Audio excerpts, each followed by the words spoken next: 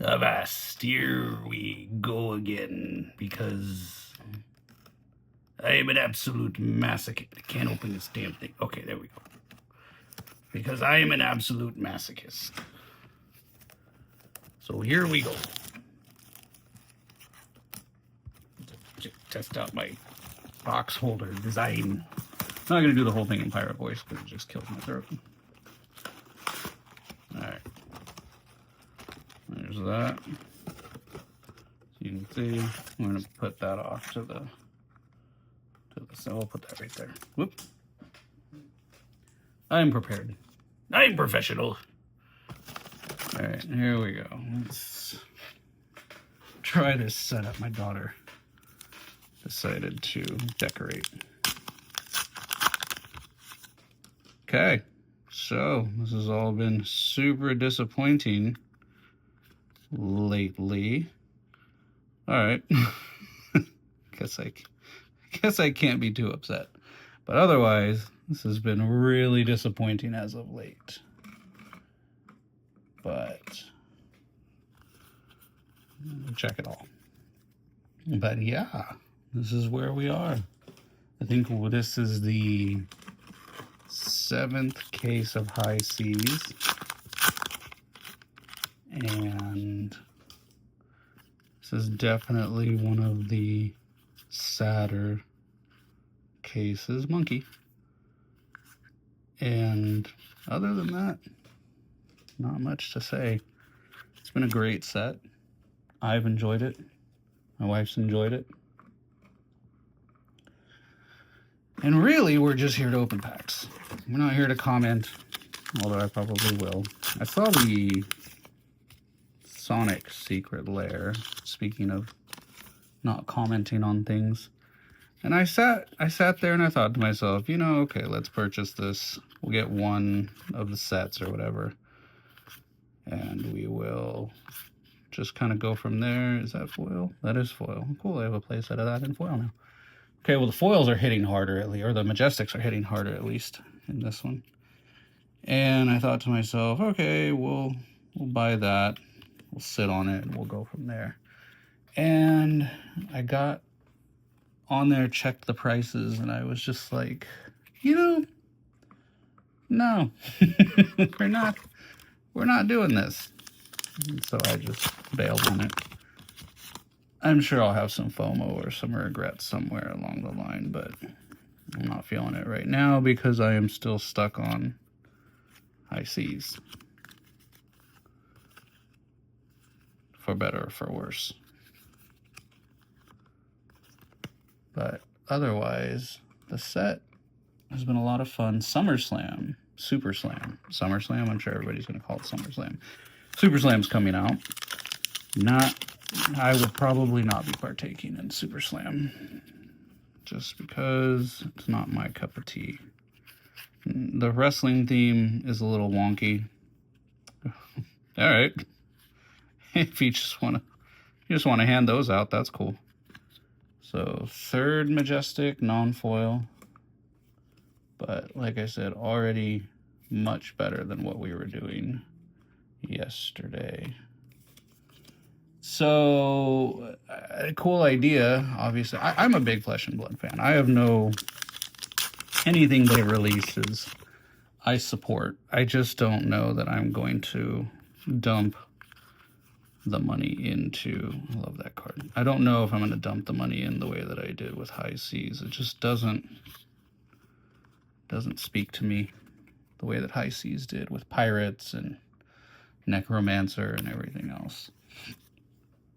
So I think it's cool. It's funny, I was on Reddit and I commented on somebody's post that, hey, it would be really cool if they had like a dwarf. I don't remember how the conversation came up. I think they were talking about dwarves in regards to like metalsmiths or blacksmiths or whatever. And they're like, hey, it'd be cool. Alright, we're already ahead on Majestics.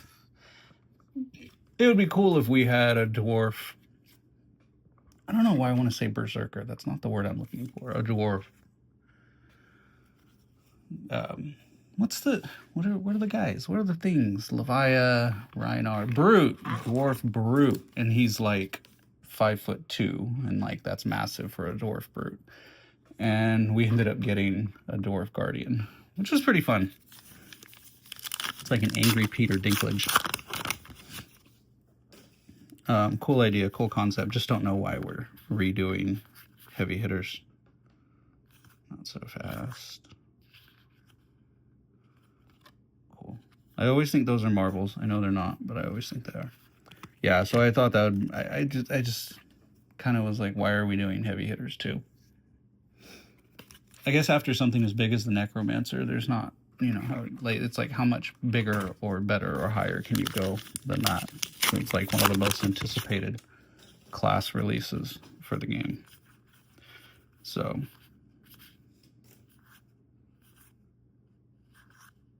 hey, okay. I think I already have that one, but Oyston Heart of Gold. Pirate Necromancer. Hey, you know, I knew that guy. My daughter always asks me, she's like, does Pirate know these people? Because the voice of Pirate is just Pirate. I'm like, oh, you know, Oyston, he got his head cracked open and he died. And of course, I'm not prepared at all because I have no sleeves. What was that? That was in the token slot, I guess. All right, let me put this guy down for a moment. Put these guys up here. I have a little setup that I custom printed for my stuff. What did I do with my sleeves? Hold that thought. Gotta get me stuff. Because I'm professional and I'm prepared at all times. Just grab a random bag because I don't know what I did with the others. Okay, here we go. Get him in a sleeve. Anyway, the Guardian Mastery set, that looked pretty cool. I don't know how much I'll be putting into that, but I am interested. I might also just get, I know, the cards that I want from it versus having to get everything. But we'll see. The Valda, Adult Valda, is actually pretty cool. I don't comment on play much for Flesh and Blood, but I will say it is interesting seeing everybody that is retiring to Living Legend. And on the one hand, it's very cool because you're seeing stuff rotate, you're seeing things shift and move in a real time. On the other hand, obviously, because like I said, I don't play seriously enough to be able to comment like people who do play in tournaments and win and all that. But I am curious where it's going to go now that these heroes that are retiring, where it's going to go. Okay. Well, all right. I mean, if you insist, I guess I'll take that. It's like my fourth poly. Like, I think I have a playset now of Rare Foil or Rainbow Foil Return Fire, and then I don't know where we land on Cogworks. But okay. So this explains why the last box was so terrible. Well, it doesn't explain it, but this kind of like, the last box was atrocious, but this one much better. Okay, let's get these in sleeves. But yeah, I'm curious where people are going to go in terms of what heroes are going to gravitate. I know Victor is kind of, you know, up there. Verdance is up there. In terms of like popularity of heroes, Syndra, I've seen people playing. So I'm just kind of curious. I was sad that New did rotate out. She was my favorite. I think Miss Vale was the only other set that I went this hard into. Let's see. Now I'm just expecting something everywhere, and that's a terrible position to be in.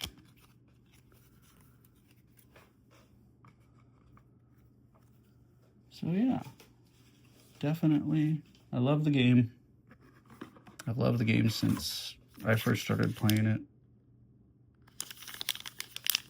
And it's good to see that it's in a good position. One of the things I was thinking about it too is like the position that Flesh and Blood, I feel, will always be in is that of kind of a stupid, sexy scurv. Kind of in a position of, as long as Magic is going to be making the decisions that they are, Flesh and Blood will always be pulling players away for one reason or another. Thankfully, I don't think they will be pulling players away from, like, they will not be pulling players that like Commander. I'm not a Commander aficionado. I don't love Commander. But they will always be pulling players away from play in Magic the Gathering, in my opinion, because the game is much more game focused rather than, I don't want to say collector focused, because it is collector focused, but in terms of the marbles and the treasures and all the stuff that they, especially now, they've definitely changed course. No pun intended. But they will always be taking players away from Magic the Gathering. One, because Magic the Gathering has hit a point where the new people that are interested in it are going to have to be the ones to support it, because the people who were burned by the secret layer changes, the collector box price changes, the people who were slighted, I guess you could say, are going to be the ones, I feel, who are going to be moving to Flesh and Blood. And people complain about Flesh and Blood getting more expensive, but I still think it's more cost effective, tip the barkeep, more cost effective to play Flesh and Blood, or even, I'll play devil's advocate, to collect Flesh and Blood than it is Magic the Gathering. If you're going collector box to, like, collector box special treatments just to regular Flesh and Blood marble special treatments. I could be completely wrong. Again, I don't look at the numbers necessarily. Mine is all anecdotal because it's what I've kept track of, what I've pulled. So anecdotally, it always felt better to open Flesh and Blood, and still does, than it does Magic the Gathering. Especially because these collector boxes, I don't know if it's people that are banking on them. Like, I don't know the mentality behind the collector's box, because it's too much out of my price range to be able to open it in a consistent manner, to be able to pick up those anecdotal numbers. But that being said, I like collector's boxes. I just can't afford them, flat out. And people are like, well, you just bought, what, 9-10 cases of high C's, but I get more return in the sense that I have playable cards, I have collectible cards, I have draftable boxes. It just isn't quite a one-to-one. Hey, there we go. At a kid. I was waiting. See, they got me thinking. Focus. Awesome. Do we have 2 of those? I think I have 2. Beautiful. Let's leave that. I got such a mess here. Like I said, this is not my normal streaming setup, but I had a break in the action of watching my kid. And I was like, you know what? Let's gamble responsibly. Where's the other rare? I think that's the rare. Cool. Yeah. So that's, I don't know how many. I think we're at 7 at a marble, which is usually what a box yields, at least in my experience from this. It's 7 to 8. And if it's less than that, you usually get like a, what would you call it? A consolidation marble.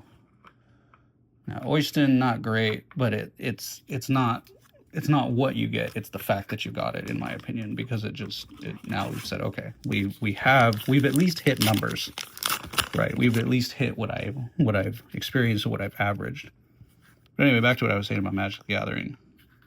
I think Flesh and Blood will always take players away. I think Flesh and Blood will be around for a long time because of that, as long as Magic keeps making the questionable consumer decisions. I don't think it's questionable from a business perspective. I think it's genius. You know, it's like when everybody switched over to subscription services. It's genius. It just sucks. And I think Magic doing that is, you know, I think that's what's going to keep Flesh and Blood relevant. Yes, the play, but more so because it is, you know, let's be honest, it's, you have to make money and you have to sell to make money. And so how do you sell? You know, gold packs, marbles, pulls, you know, things like that. I think their reprints too. I think their reprints are great, wonderful, genius ideas. I love how they've done the reprints. Now, I still don't have a Command and Conquer, unfortunately, but I've got the old, I've got a ton of Conquer of the High Seas. But I think they're, I got 4 of the, what's the other one that they just, the one in this set? I haven't pulled it in a couple cases, but I got 4 in my first 3 cases of Codex. And I think handling that was huge from a playability standpoint. You know, now any player, any ranger assassin that I have now has codexes. And that's great. That's huge, in my opinion, because I never had them before. So it's like, okay, I'm not a new player, but consider myself like this is like my first set, or consider that I've never really been able to en masse open anything that had that. Oh, well, I got to talking and we ran out. So I guess that means we have to do a gold pack. And then we will recover. Anyway, I think they did a great job with the reprints. I think it's a great idea. I hope they keep doing it. I think it's just awesome. Divvy up. What does this one do? Remove half the gold counters from treasure. Okay, yeah, so this is not a playable one, unfortunately. Okay, so we'll go with those guys, put that right there somewhere, and then I'm gonna go over what we got. So just grab all of this. Okay, so we got Amethyst, Cog's Workshop, Return Fire, Foil. Is this a foil? No. Polyfoil. Got our Marvel. Tip the Barkeep non-foil, Preach Modesty, Bam Bam. So, not great, all expansions, foil, but, I mean, again, if we go 1, 2, 3, 4, 5, 6, 7, 8, nope, 8, 9, 10. So, 10 Majestics and a Legendary, way above rate, but it makes up for the previous box that had 6 Majestics, 2 of which were like expansion slot nonsense, and then you had 2 that were like normal Majestics. So yeah, there we go. Thanks for watching.